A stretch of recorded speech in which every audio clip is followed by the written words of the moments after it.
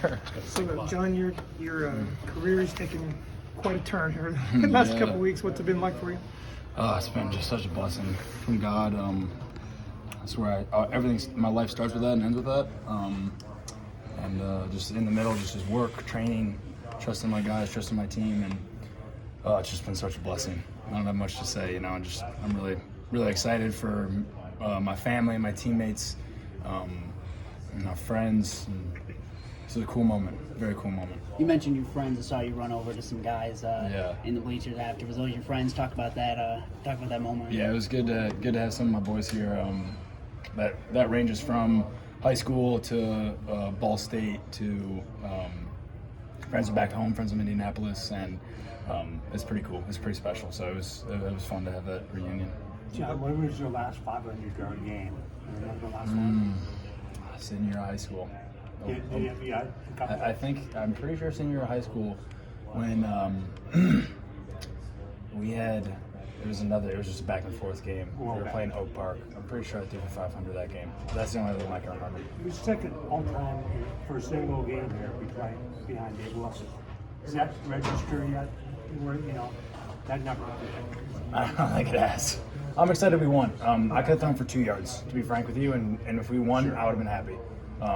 And that's serious. That's from the heart. I mean that. That's my number one priority. I'm a big believer that the quarterback position is evaluated by one number, and that's either if there's a win or a loss in that column. So and that's pretty full, though, right? Yeah, it's awesome. It's awesome. If that's part of the job, I'm down. Take us through that last play. What did you see on that game-winning touchdown?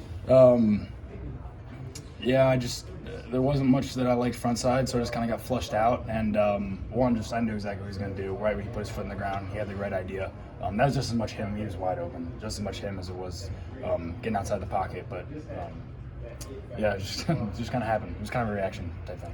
You said it was a blessing, John. But how did these last 7 days happen for you to go from that moment and then to carry it over into this game? I think first credit just goes to the coaches believing in me and them just really buying into the process, just going back for winter workouts, spring ball. They just did a fantastic job of leading me and helping me understand what my role is, my situation, and that when that opportunity presents itself, I got to be ready. And so I just took that to heart every day. Obviously a culmination of just 6 years of college football coming down to my last couple here, and I've seen a lot of the way games go and played with a lot of guys and seen a lot of coverages, a lot of defenses, and I think this is just a culmination of letting it rip. You get a chance to meet up with your family after? I have not seen my family yet. Feels like a long wait. Huh? Feels like a long wait to go talk to them. Yeah, well, I got a business to take care of, and then I'll go see my family because once I see them, I'm not going to get rid of them.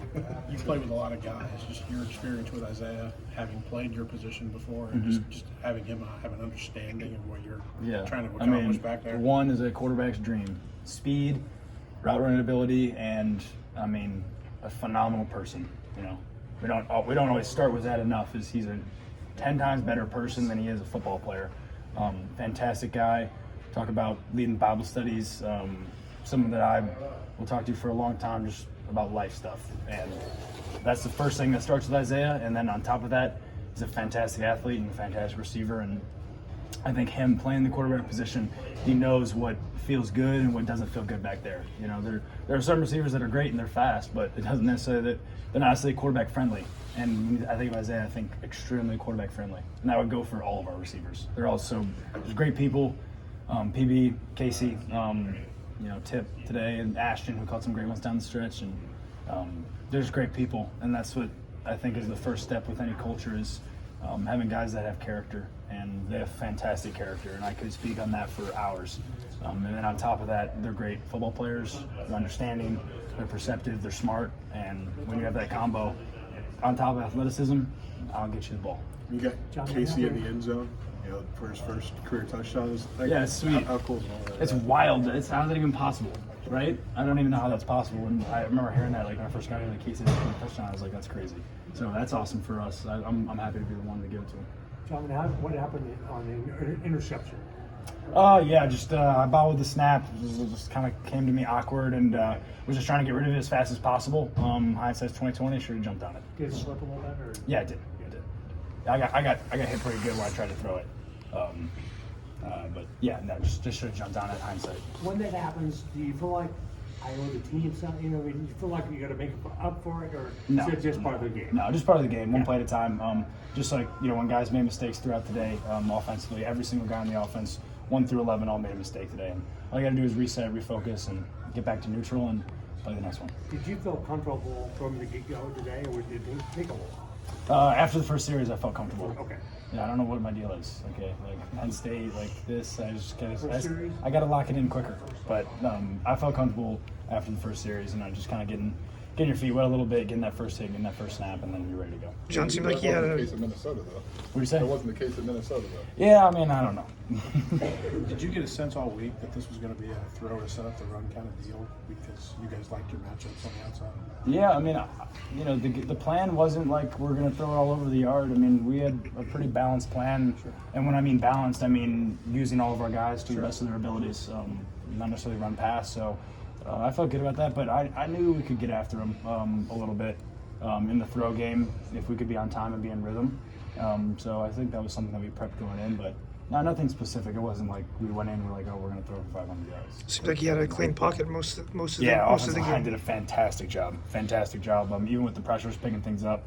I mean, I can't say enough good things about the line. A lot of guys who come into a similar type of position coming into a season don't get these type of opportunities. What can you say about your ability to take advantage of these opportunities for other guys in that position? Yeah, I would say, I was 4 years, I was a backup at Ball State, and then I started for 1 year, got an opportunity to come here, and then was a backup going into the year. And I say for all those guys out there, just like stay the course.